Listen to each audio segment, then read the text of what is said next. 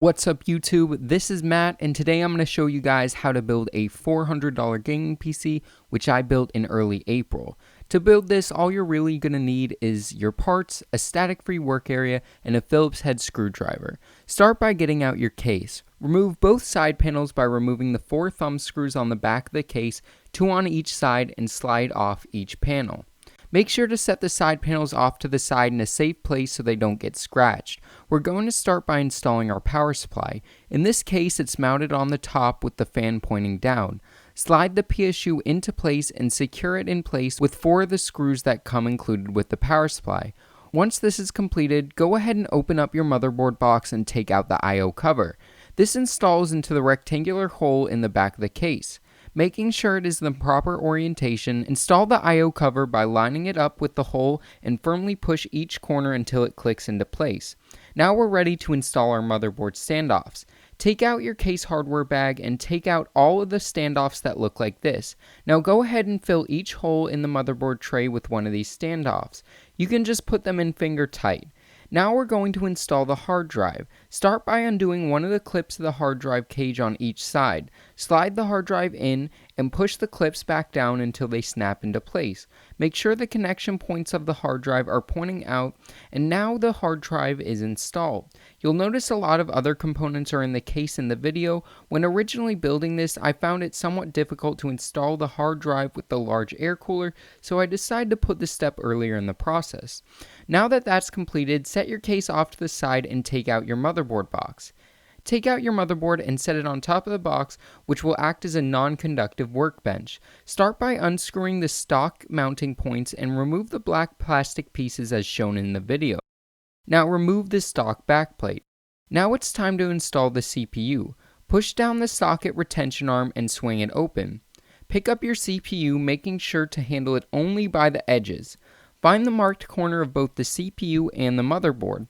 Line them up and lower the CPU into the socket. Sorry about the shaky hands, I probably should have re-recorded this part, but whatever.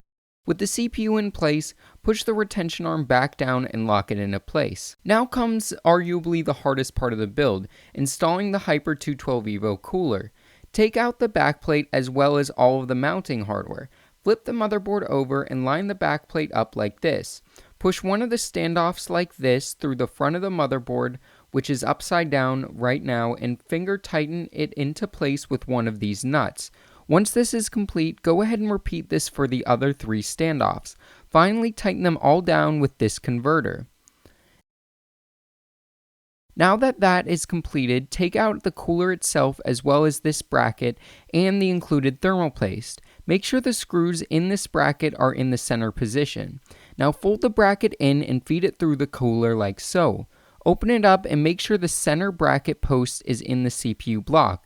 This is a good time to line the cooler screws up with the standoffs to make sure everything lined up right. If they don't line up, consult the manual. It's pretty detailed and should be able to help with troubleshooting. Now remove the fan from the heatsink. Set the cooler off to the side for 1 second. Now apply a pea-sized amount of thermal paste to the top of the CPU. In retrospect, I put on a little too much here, but none leaked over the sides and it worked perfectly fine.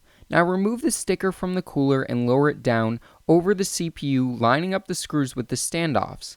Now screw each of these into place and reattach the fan. Now locate the CPU fan header on the motherboard and plug the CPU fan into it.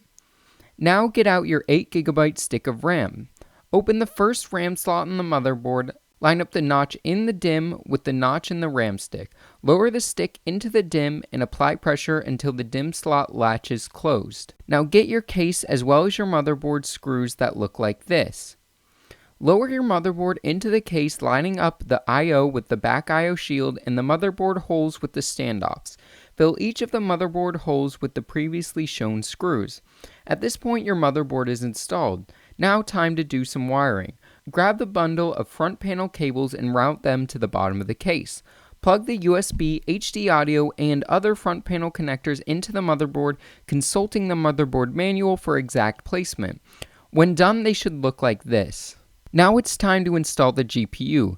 Wiggle the top 2 PCIe covers back and forth until they snap out. Line the card's connector with the slot and push it firmly into place. Secure the GPU with one or two of these screws. Now locate the case fan wire and plug it into any of the motherboard's open fan headers. Take out a data cable from the motherboard blocks, plug one end into the hard drive and the other end into one of the open SATA 6 ports. Now all that's left to do is plug in the power cables. First locate the 20+ 4-pin connector that looks like this and plug it into its designated header, which is located on the right side of the motherboard. This, like all the other connectors, only can go in one way. Next, locate the 4+ 4-pin CPU power cable. Route it to the designated header, which is located towards the top of the motherboard. Plug one of the 4-pin connectors into the motherboard, the other one is not needed. Next, locate the SATA power cable that looks like this.